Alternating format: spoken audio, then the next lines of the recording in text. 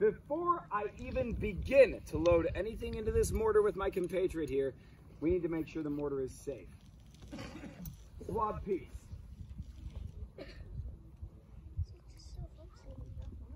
So what we're doing here is just making sure there's no leftover burning bits of debris or ember from the previous shot. I don't think I need to tell you guys this, but if you load gunpowder on top of something that is still on fire, you're going to have a very bad day. Once I'm given the signal that it's clean, now I will handle charge, advance charge, load charge, and ram down charge. Everything that we have just done involves loading the bag of gunpowder first.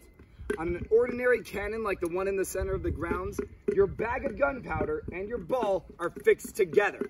They're almost inseparable. That's very efficient.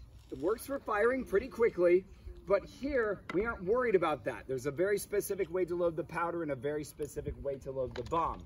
The powder has been rammed into a cup-sized compartment at the very back of the mortar chamber, specifically designed to get it out of the way of the bomb and provide enough pressure to send the bomb flying.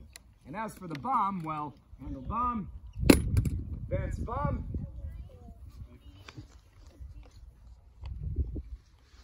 load bomb. The fuse points outward as we load the bomb. So usually the fuse points outward as we load the bomb. This allows us to fire the mortar, and the flash of powder from the explosion will wrap around the iron shell of the bomb, touch off the fuse as it flies out towards our targets, sparing us the wasted seconds of having to insert the bomb, light the fuse, run back to the back of the gun, prime the gun, light off the priming trail, and hopefully we haven't wasted too many seconds, and hopefully we don't blow ourselves up. That's the alternative there. So now that the bomb has been loaded, we may prime. A brass needle is inserted into the vent of the mortar to puncture the bag of gunpowder inside that cup-shaped chamber. Then a quill, a bird quill filled with gunpowder to act like a fuse, is inserted into the vent, and a trail of loose powder sprinkled around it for contact point.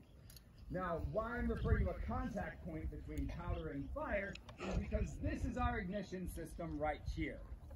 This is what's called a lint stock, a piece of cotton cord soaked in potassium nitrate and vinegar so it burns slowly and intensely like a lit cigarette on the end of a long stick that I can use to light off the gun while standing my distance. Now at this point, see how his hand's up in the air? That means the gun is ready to be fired, so I will repeat my warning to you guys over there. This mortar barks the loudest out of any of the guns that we have, so even if you cover your ears there, chances are there will be blood. So I'd highly advise that you stand back here. In fact, I more than highly advise it. I beg you, please, I don't want a lawsuit. Same goes for people on that side as well. So keep in mind, ladies and gentlemen, could bark with enough force to shake the ground beneath you, could utter the most pitiable wheeze imaginable, but we're just trying to be safe. Mortar crew, make ready.